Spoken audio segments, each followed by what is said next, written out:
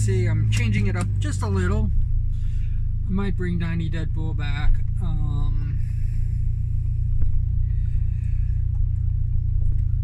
This is Watto, and unlike where Cuta is concerned, I did not rename Watto.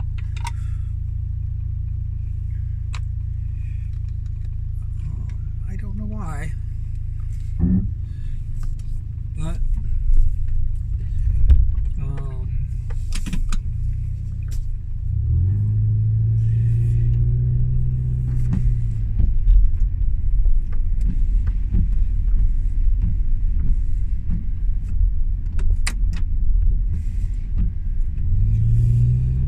I did not rename Watto, so it's just Watto. And I have kind of like a really weird history with the Toydarian.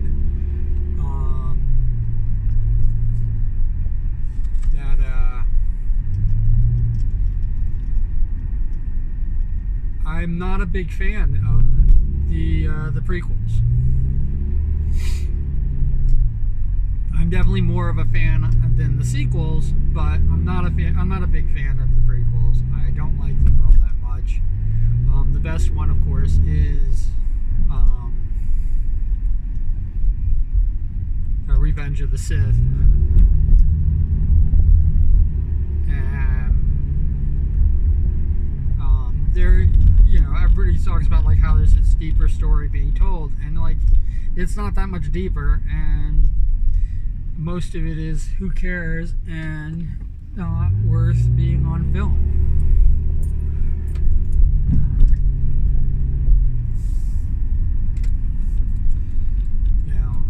I am definitely part of the crew, and I did not change my mind about the prequels after Lucas sold it to Disney, and because there's like this big huge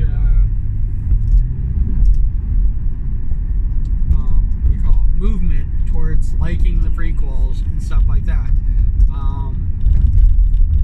I am a huge fan of Ewan McGregor's, and I think that he made an awesome Obi Wan Kenobi. Out of all of the TV shows, including The Mandalorian, I was looking forward to Obi Wan Kenobi, and I'm enjoying Obi Wan Kenobi the most out of all of them.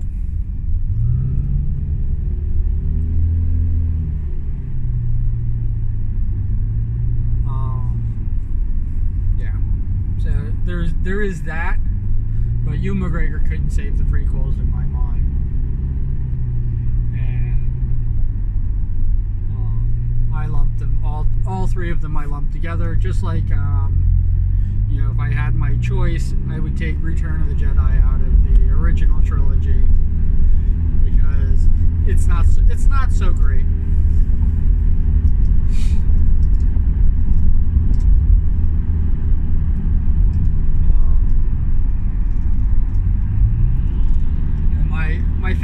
My favorites actually, I'm still steadfast on Empire Strikes Back being the best, and then New Hope like squeezing in there right underneath it. And then I think it's Rogue One. And there's a few other things. I think Mandalorian gets into there, and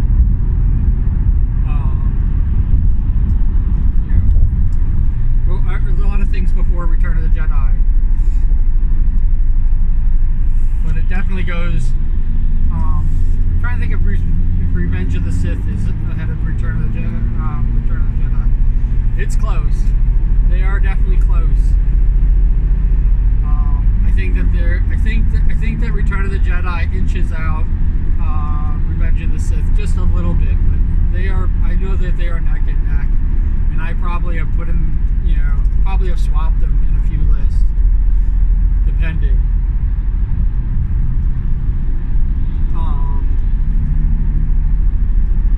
I've never seen Rise of Skywalker, so it doesn't even make my list. And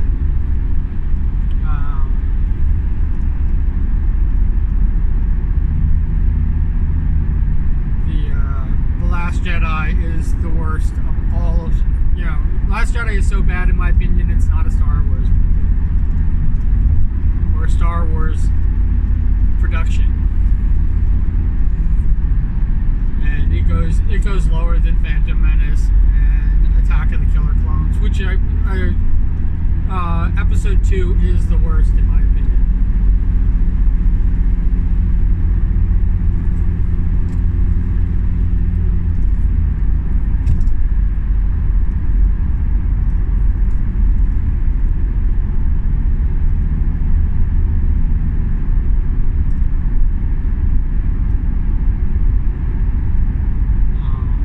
Episode 2 is the worst, and then would probably be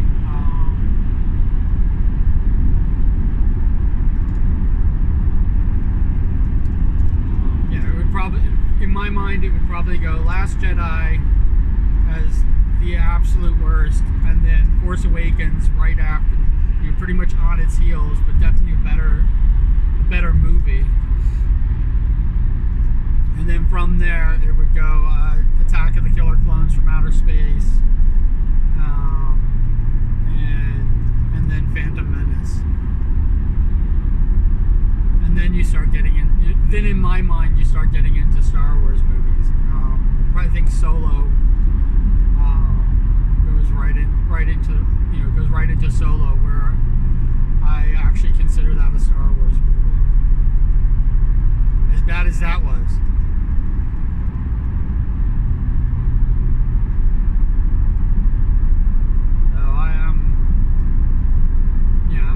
I'm not one of those ones that just turned around and all of a sudden had much love for the prequels.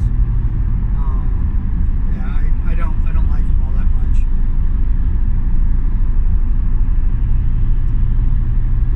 And Revenge of the Sith is not good enough to carry all three, or to correct the errors that were made. This is a Star Wars. This is a fantasy, a sci-fi fantasy film. The franchise itself. You build it up, concluding it with Return of the Jedi, which was the worst of your trilogy. After what is, and I know that people argue with me on this, but Empire Strikes Back is by far the superior film of all of them.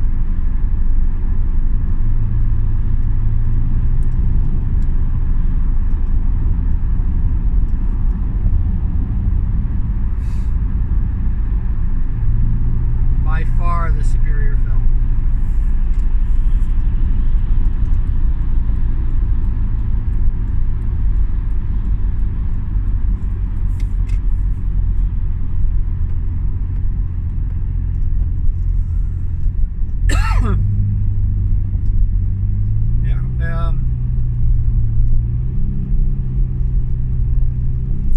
Last Jedi is so bad it almost ruined the franchise in its entirety, single-handedly.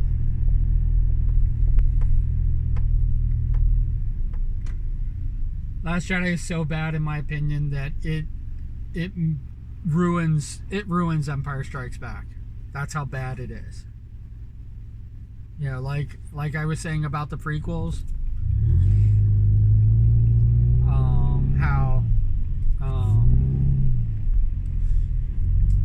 Revenge of the Sith can't save the prequels in their entirety, because they are three films lumped together. If you take the entire Star Wars movie franchise,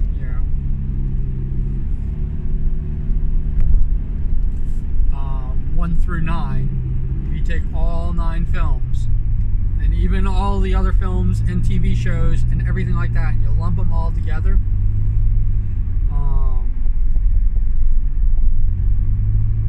one movie wrecks the whole thing. All the good movies don't make up for how badly, in my mind,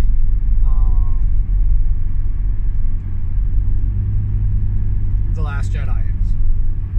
I mean, if you can't tell, like, I don't even know how bad Rise of Skywalker is, but bad. I just refuse to watch Last Jedi. Rise of Skywalker. Last Jedi is so bad that I refuse to watch the Rise of Skywalker. That's how bad it is. There is no, in my mind, the sequels have no redeeming. There's no redemption for them. And to put it very bluntly, Last Jedi is so bad that it ruins even the original trilogy.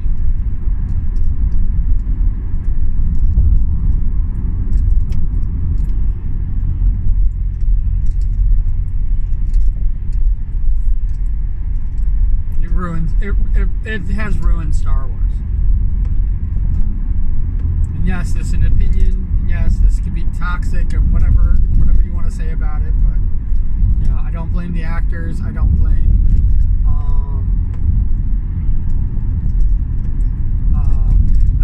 the sell to Disney. I mean, because you know, Marvel was on its way up when it did Iron Man, and Disney basically propelled it into, you know, a global phenomenon that that it is now, and it is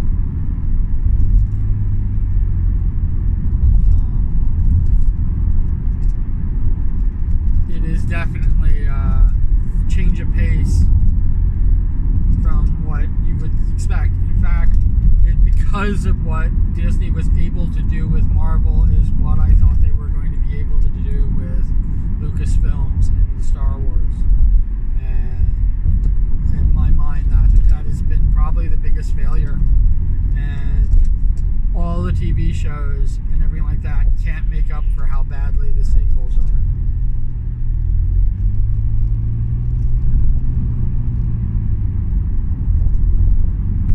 As much as I hated it, what made it even worse is that, you know, they told me that the film wasn't made for me. That I'm not even a fan.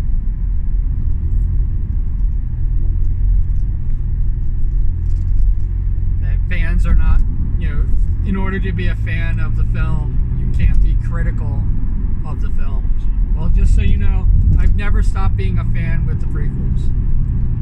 And I'm still, to this day, and I think the reason why I stand by my original statements of it, and I know that it's probably what prompted George Lucas to sell Star Wars to Disney, and I'll take full responsibility for that, but I still don't, my opinion still hasn't changed about how I feel about the prequels. And the reason I say that, reason I hold on to how I felt about the prequels, you know, and I was never against Ahmed Best or, you know, the actor who voiced Jar Jar and actually played him in the prequels, but I was never against him. You know, I'm not a Jar Jar Binks hater. I think Jar Jar Binks didn't elevate the prequels. But I don't think that Jar Jar Binks is the reason for the prequel's demise.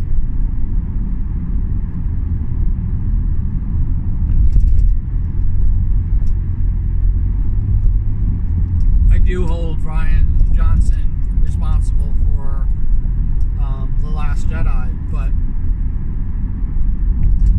yeah, it got greenlit.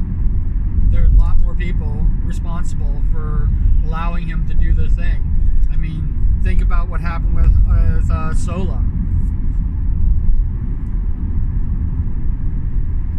You know, they were able to get rid of the directors and freaking start over. With poor Ron Howard basically having to pretty much pick up the pieces to try to save the film without it being a huge cost overrun, instead of just basically deeming it as a failure and canceling it.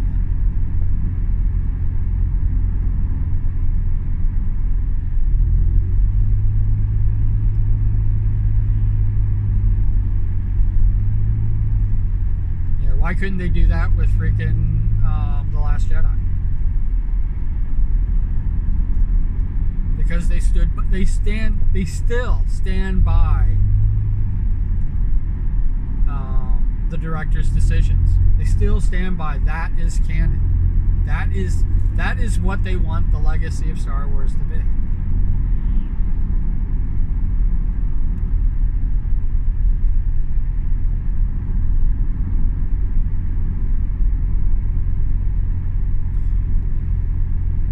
George Lucas never made me feel like I wasn't a part of Star Wars. George Lucas I never for a second thought I was unworthy of being a fan of Star Wars. Never for a second. And I was definitely not, I would definitely go on, stand alone where the prequels are concerned. And sometimes I feel like I do that now, even though there's an entire generation where the prequels are the only Star Wars that people know. But I still stand by. They could have been so much better. There was a great story to be told, and it wasn't told. But never have I once felt like I did not belong into something I beloved. I'm not critical of Star Wars, and I'm critical of the original trilogy as well. As you can tell, Return of the Jedi has lots of flaws, especially because it's pretty much a rehashing of the original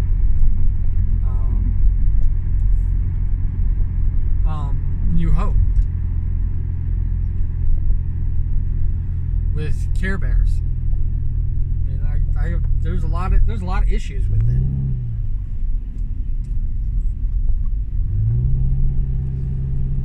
And it's probably the reason why Revenge of the Sith, sometimes in my mind, I put ahead of Return of the Jedi because of all the flaws. But there's a lot of problems with Revenge of the Sith. It is the far superior prequel film, but it's completely flawed. Far superior.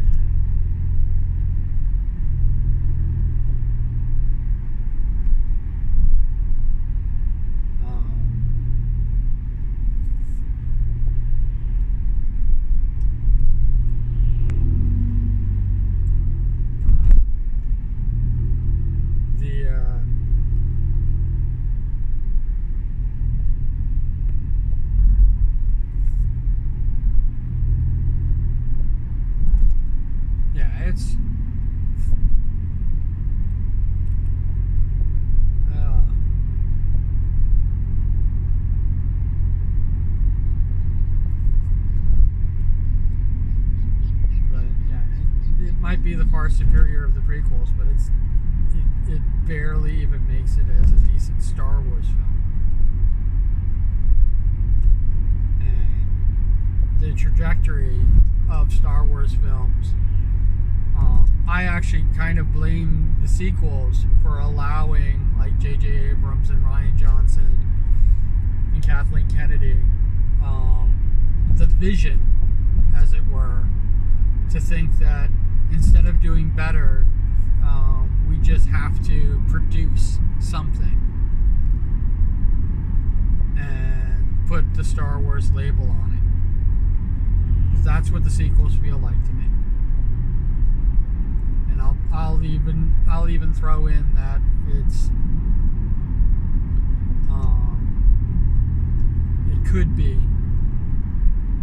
it could definitely be because of the prequels, basically allowing that to happen.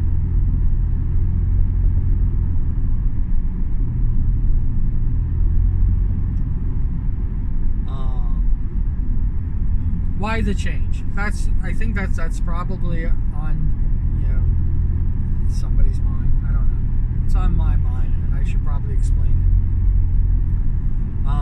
I am no longer doing a subathon.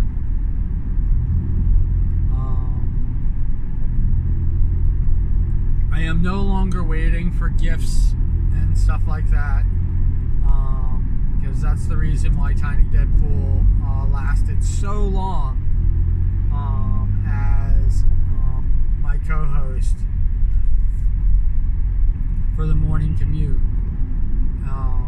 That is the only reason, because it was supposed to be like as gifts started coming in, and I started raising my profile, or even things that I bought brand new for the streaming. If it was part of my streaming, I was going to showcase it here. But yeah, the subathon's over. We did not reach 100 subscribers, and I don't think we're going to ever reach 100 subscribers. I guess I have I'm in the 7 months left to go. So I have six months and change, and 6 months and almost 4 weeks. So yeah, it's pretty much 7 months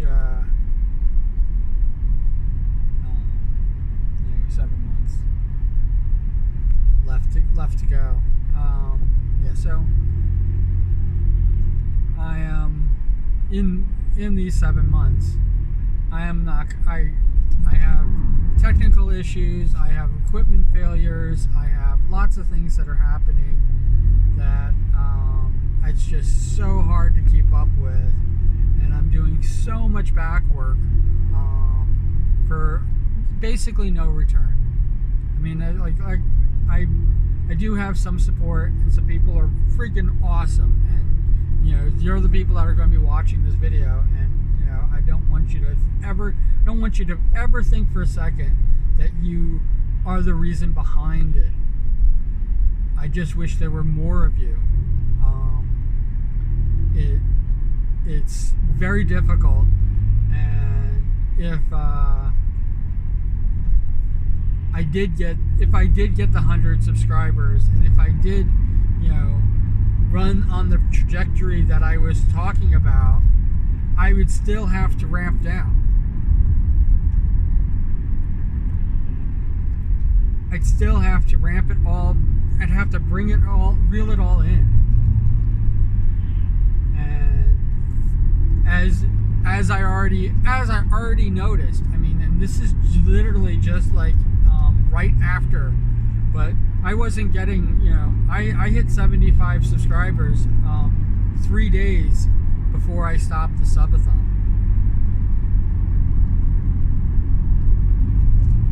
And I have not gotten a subscriber since.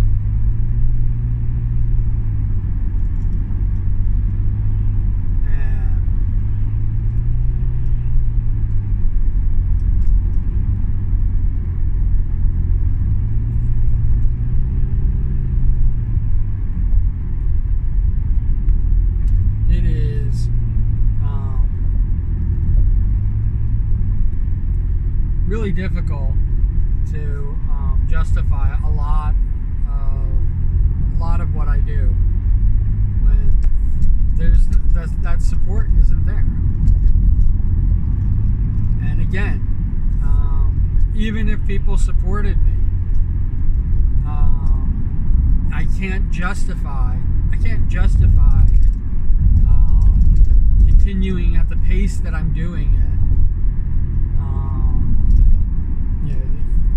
The amount of work that I'm putting into streaming, I can't justify it. I'm basically neglecting my life because of streaming, because I have to work. I have to take care of myself. I have to sleep, and then I have whatever time is left over, and I basically, that neglect. I'm neglecting my house. I'm neglecting, the things that I want to do. I'm neglecting my art. I'm neglecting my writing. I'm neglecting all this stuff so I can be a streamer.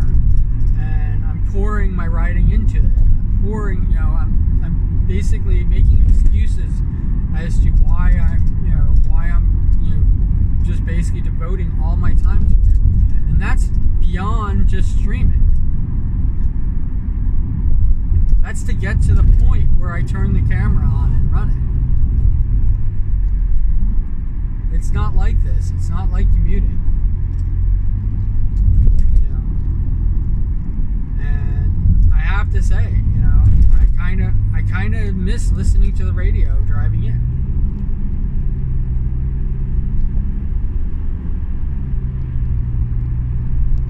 I mean, it really didn't pump me up, and make me feel like I had, I mean, I don't think I've made it any secret that I do not want to be my job.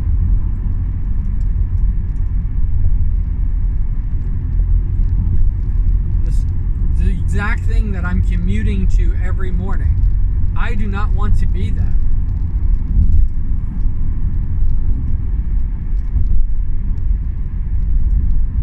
I want to be a creator. I want to be a writer, an artist, and I want the who I am to be all these things. And I don't want to be my job. I don't want my job to be the identifier of me. And after the year of basically fighting this tooth and nail, this identity of mine, I came to the conclusion that this is part of me. This is my identity.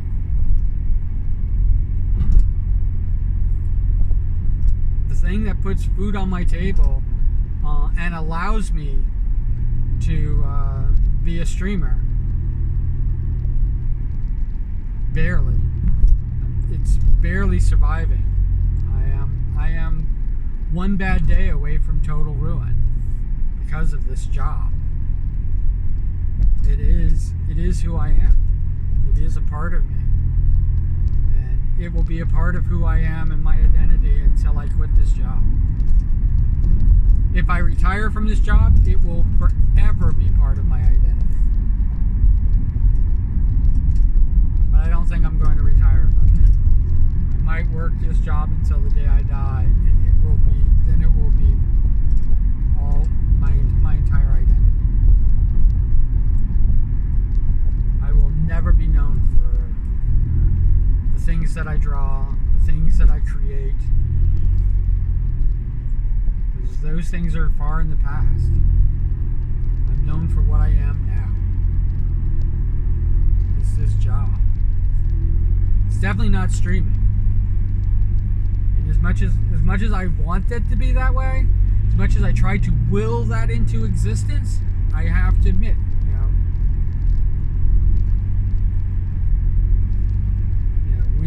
when Twitch did what it did, I had to admit that it's not me. This streaming is not this. Me doing this streaming is just literally wish fulfillment. It's wishful thinking.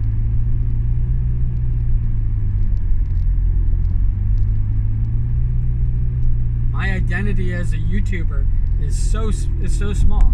I have 400. This is now the 411th video that I've created.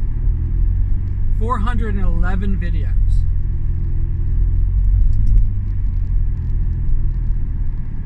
I have more videos than I have hours watched.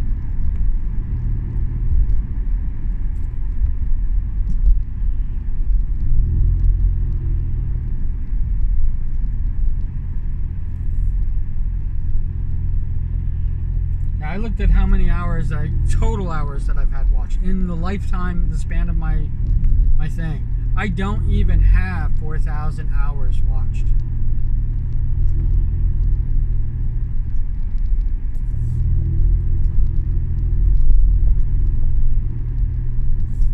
I have barely 400 likes. But this is now my 411th video. though I hit the milestone of 400, 250 200 videos, 250 videos, and I just passed the 400 video mark. I didn't celebrate it at all, and because my next celebration was going to be 100 subscribers. I wanted to have that a year and a half ago. I thought I was going to hit 100 subscribers in my first week.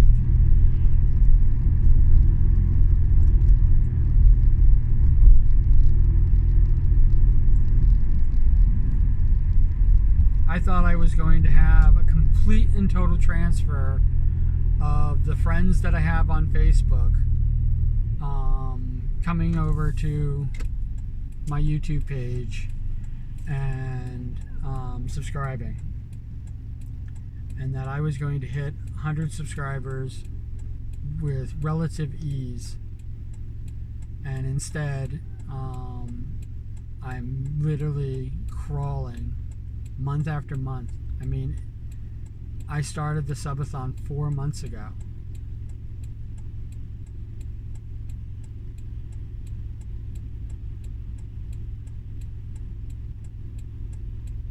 Actually, started the subathon 5 months ago.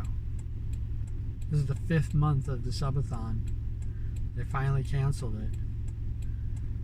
And they called it 4 months only because it just...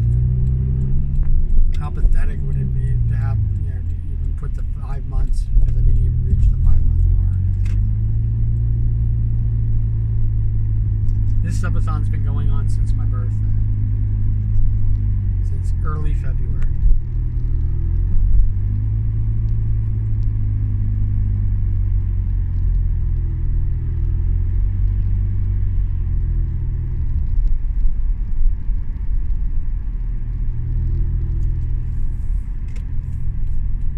I set a pace that I set an unsustainable pace, thinking that I could sustain it.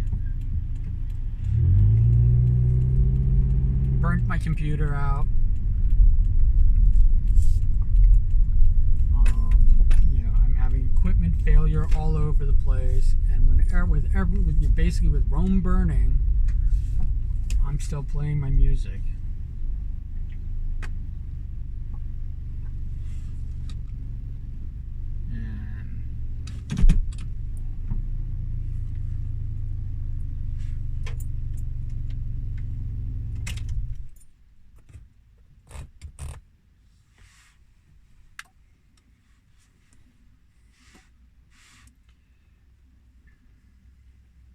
I don't even know where I go from here.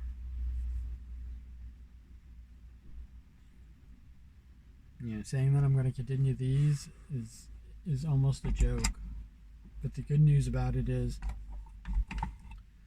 doing this takes a lot less effort than actually setting up and planning out and working on and doing all the back work. And then to actually have to be the artist and the creator, the content creator, on top of it all, on top of all the work that you do, to actually have to be it. It's like writing the song, mixing the song, making sure you have the right music and the tempo that fits me. It's just so much freaking work. And then to actually have to sing the song. Offline is a fluke. I know I've said that before, but that, doing a music video in 10 minutes is so. I don't even know how to describe how rare that would be for me to replicate that. I would love to replicate it and do it again. I would love to do that. And can you imagine producing every 10 minutes, being able to produce another freaking music video? But the exhaustion from it, and not only that, it took me like a half hour to write the description that nobody reads this my descriptions, but it took me a half hour to freaking write that description for a 10-minute video. It took me 3 times as long. So you add that in, to the video production, and already you have a half hour to produce a 5-minute video.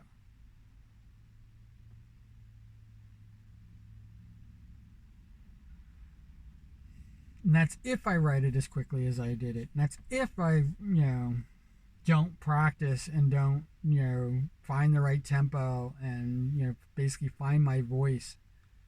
Can you imagine like some of those songs would be just awful? As bad as they are, as bad as like, my lack of tonality in most of the songs, or my pitch is off and all that stuff, all those things that happen with the one take that I do. I practice those songs. None of them. There's not a song that came out like offline. That the first run through is the first keep. Yeah, every single song I practice more than once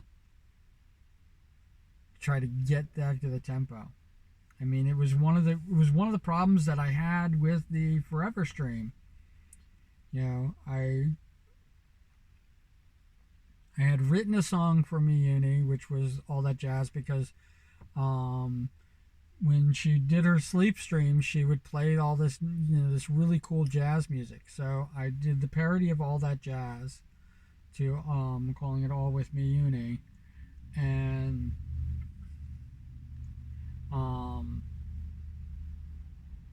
most of the time that I could actually be online and watch Miyuni, she was sleeping.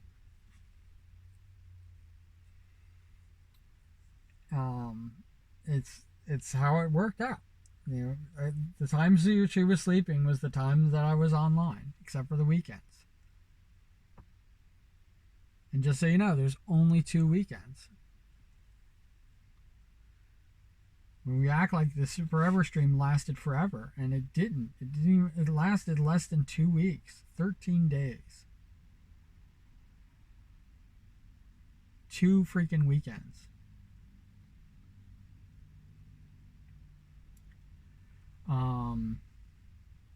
Yeah. So in those 2 weekends,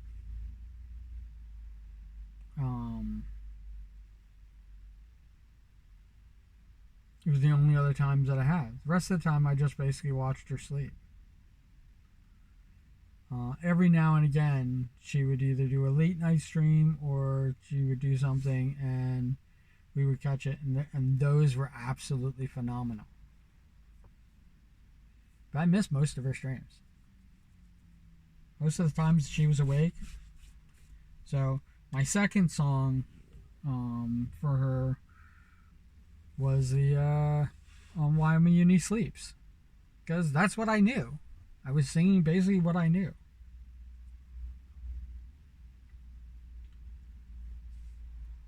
And I even said that I was going to stop talking about all the back stuff, and just getting to the actual storytelling. I think it was better with me ranting about freaking Star Wars.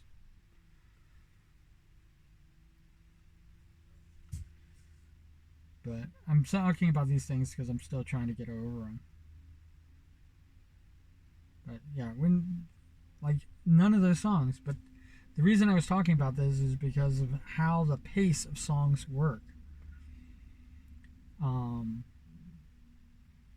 The first song I did right at the beginning, because her first sleep stream that she did, she was sleeping on the floor, and when I heard the jazz music, I decided, oh, maybe I can do a jazz parody. And I only thought I was going to do the one song for her. And of course, all I kept seeing was these sleep streams. So that's why the Beatles song, While My Guitar Weeps, became, While My Uni Sleeps. And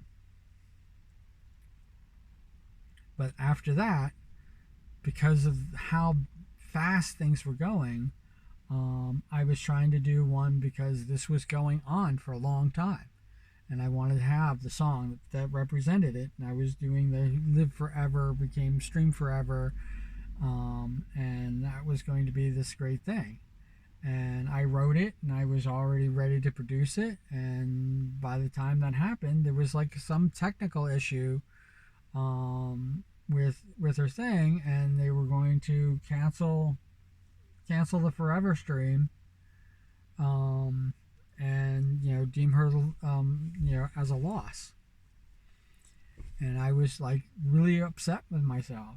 And what Mayuni said she was going to do was she was just going to continue streaming on regardless. So I scrapped the stream forever. I switched it to the Elton John song, to the I'm Still Streaming, a parody. And no joke, as soon as I started producing that, and we're talking, it took me 2 days. In the 2 days that she was going to continue to stream, and I'm Still Streaming was going to be the song. They announced her as the loser officially. They claimed the person who won, the winner, and shut it all down. And then Mayuni stopped streaming. All at once. Bink, bink, bink, bink, bink. So, of course, I missed all of that. I missed all of that happening. And when I got home from work and I turned it on, expecting her to be sleeping as usual, it was over. And I figured I could rewrite Stream Forever to Stream For Never, which is what I was going to originally change it to, and I accidentally opened up one headlight. There's no explanation for it. I had a whole list of parodies and everything like that. They are not anywhere near each other. The Wallflowers and the Beatles, the Wallflowers and Queen are not even anywhere near each other, in the song list. And I was just literally beside myself. I was already crying. And I just opened up one headlight and just started editing the hell out of it. And my brain was having me edit Stream Forever, but I was actually rewriting the actual lyrics to one headlight. It's so bizarre to think about, because I was thinking that they were my words and I needed to get rid of them all. And it didn't even hit me that what didn't start with there's a place for us, and there stream for us and stuff like that, because my mind said that, oh yeah, I borrowed almost all the lyrics that Freddie Mercury wrote for Live Forever, and I just changed it. It just changed one word in the song, and that's why it was doing that thing. But doing that pace,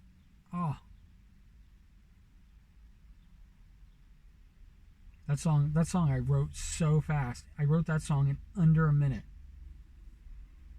I couldn't type.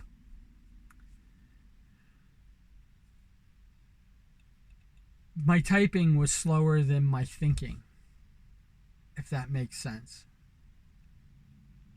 The only reason it took me in under a minute to write that is because I had to type it out. My brain was working supersonic fast. It was literally like write, print, and go sing. All in under a minute.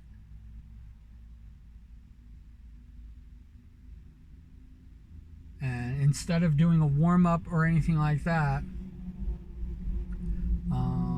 I found the karaoke. And once I found the karaoke for One Headlight, I didn't even check it. Didn't even do a music check like I normally do. How I'm going to sing it, nothing. Just literally like found the karaoke, played it.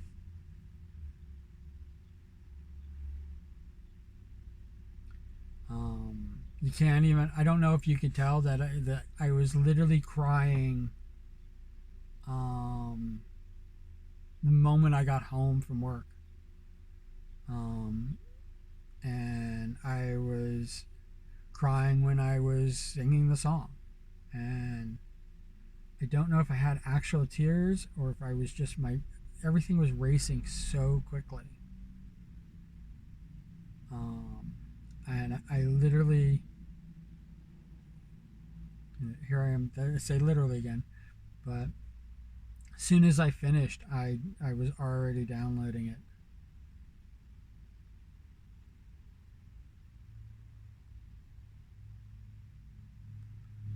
I was already downloading it, and I didn't even set it for. I didn't. I put for the description as it was downloading that I will write a description is what I wrote while it was downloading. I will write a description later. The only thing I wrote out is the title, which was offline. That's what I ended up naming it. I wrote offline, loud noises, offline, parody of Wallflowers, One Headlight. And I thought it was early. Yeah, and I did that, like, talking like lightning fast. I don't think I could ever do that again. I sang it wrong. I made a whole mess of mistakes, and it is by far my favorite.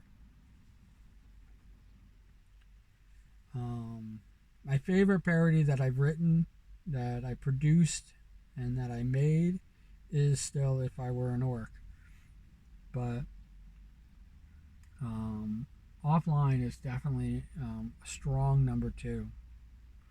And then would have to be Cookie, which I just recently did. The only reason Cookie even exists is because I lost my list.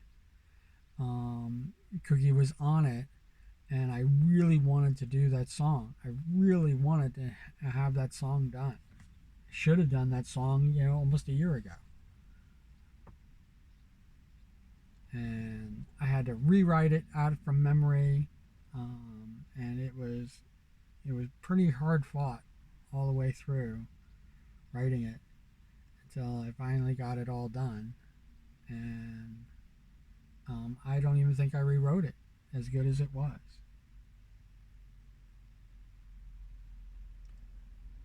But it's still like that. It's up there. Cookie is an awesome song. I love it. I'm gonna go to work.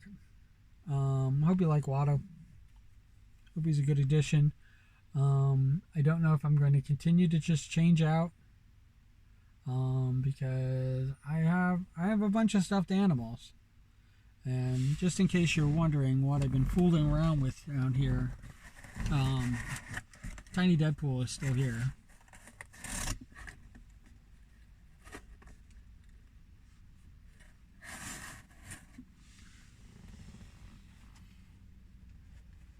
Tiny Deadpool is still right there. Just kind of getting bumped around a little bit. Just put him down like that so he doesn't roll around too much. But yeah, so Tiny Deadpool is right there. I just basically moved him out of his chair. But yeah, so I hope you like the Watto. I hope you like this gonna we're gonna do a change. Maybe I'll do like Galactus or a Sentinel or something like that. Get away from the Star Wars theme, maybe get into the Marvel theme. You guys have had Tiny Deadpool for a couple months now, so but I like this idea. I like the fact that I can do this, and I hope it catches on. I hope that people start really watching it. Um, I would love for it to be interactive. I would love for people to ask questions and help me with topics to talk about and stuff like that. And I will definitely talk about them. Um, I make the joke that I can rant about anything. So I mean, try to stump me. Try to give me something that I can't rant about. Um, something, anything. I hope you are having a wonderful day. I hope it's going swimmingly for you. And it's Monday, so it's going to be a